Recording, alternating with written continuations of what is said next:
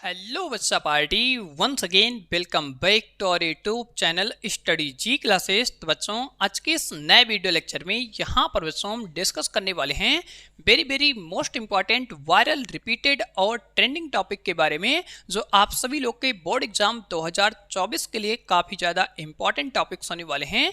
तो यहाँ पर बच्चों हम बिना टाइम वेस्ट के इंपॉर्टेंट टॉपिक की सीरीज को स्टार्ट करते हैं। अगर आप सभी लोग को आज की वीडियो पसंद आती है तो वीडियो को लाइक शेयर और सब्सक्राइब जरूर करिएगा।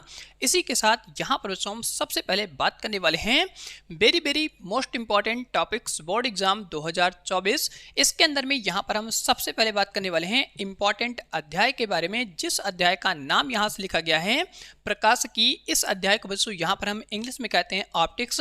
इस अध्याय से आप सभी लोग का बोर्ड एग्जाम में जो क्वेश्चन आता है टोटल 20 मार्क्स का आता है। तो सभी टॉपिक के बारे में, सभी इंपॉर्टेंट क्वेश्चन के बारे में आप सभी लोग को बेहतरीन तरीके से बताने वाले हैं। और अगर आप सभी लोग को वीडियो पसंद आती है तो वीडियो को लाइक शेयर और सब्सक्राइब जरूर करिएगा।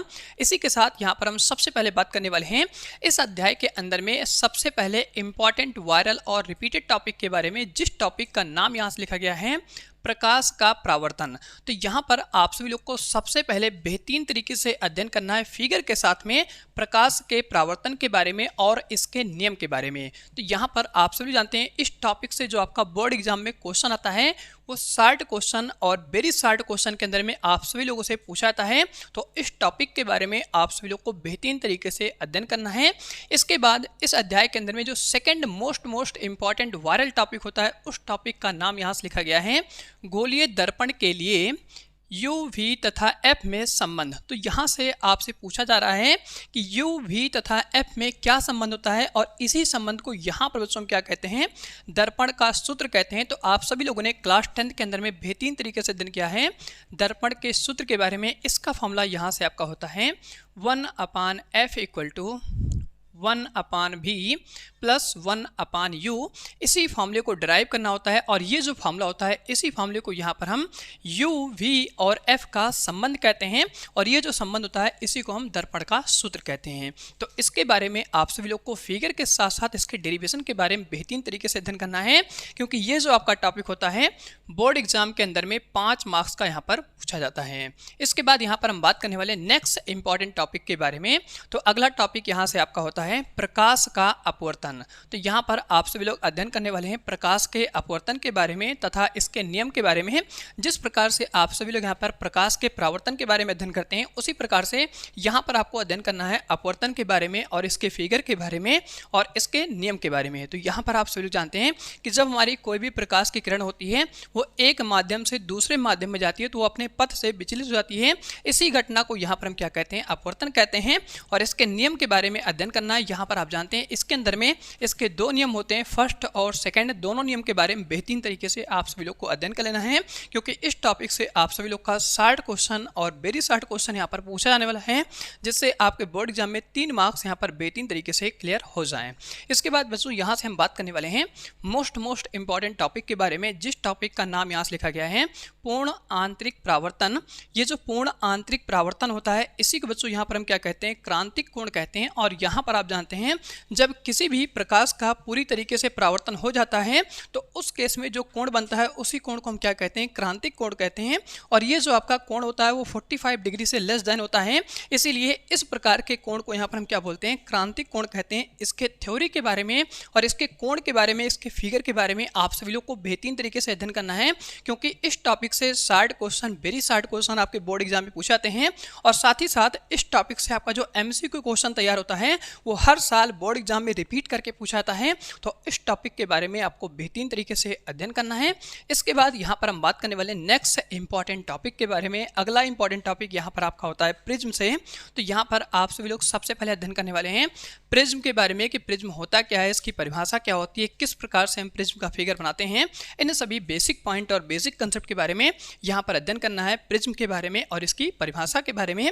इसके बाद यहाँ पर आप सभी लोग अध्ययन करने वाले हैं प्रिज्म के अपवर्तन के बारे में। तो यहाँ पर आप सभी जानते हैं प्रिज्म का अपवर्तन किस प्रकार से होता है, इसके बारे में आप सभी लोग इस वाले टॉपिक के अंदर में अध्ययन करने वाले हैं। और यहाँ पर इसके वक्र के बारे में आपको अध्ययन करना है कि प्रिज्म का जो ग्राफ होता है बोर्ड एग्जाम के अंदर में 60 क्वेश्चन और वेरी 60 क्वेश्चन के अंदर में पूछा जाता है, तो इसके ग्राफ के बारे में भी आपको अध्ययन करना है। इसके बाद यहाँ पर प्रिज्म से संबंधित जो आपका इंपॉर्टेंट टॉपिक होता है वो 7, 8 और 9 होता है, जो बोर्ड एग्जाम के लिए काफ़ी ज़्यादा इंपॉर्टेंट होने वाला है। इन तीनों से आप सभी लोग का यहाँ पर 60 क्वेश्चन, यहाँ पर आपको ध्यान रखना है 60 question, very 60 question, very 60 question, और साथ ही इससे यहाँ पर आपका लॉन्ग क्वेश्चन बोर्ड एग्जाम में पूछा जाने वाला है।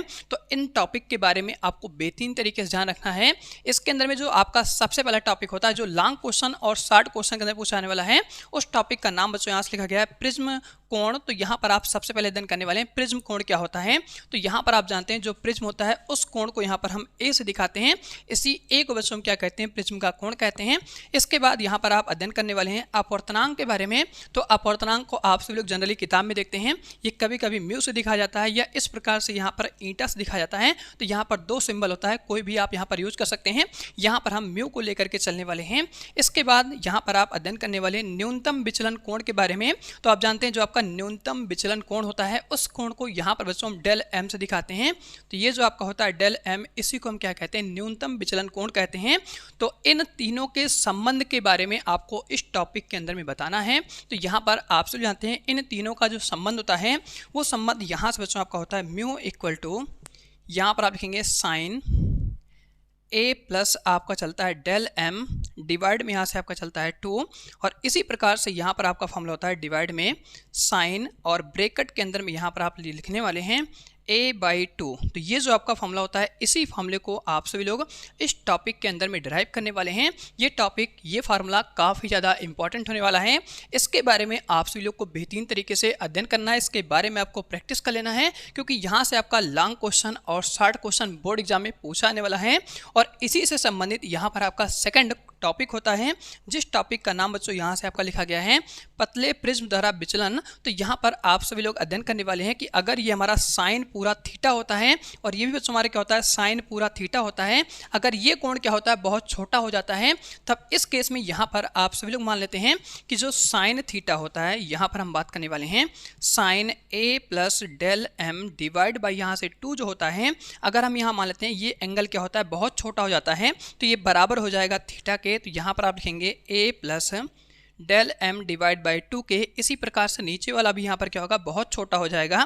तो यहाँ पर हम कह सकते हैं साइन a/2 जो होता है ये बराबर हो जाता है a/2 के।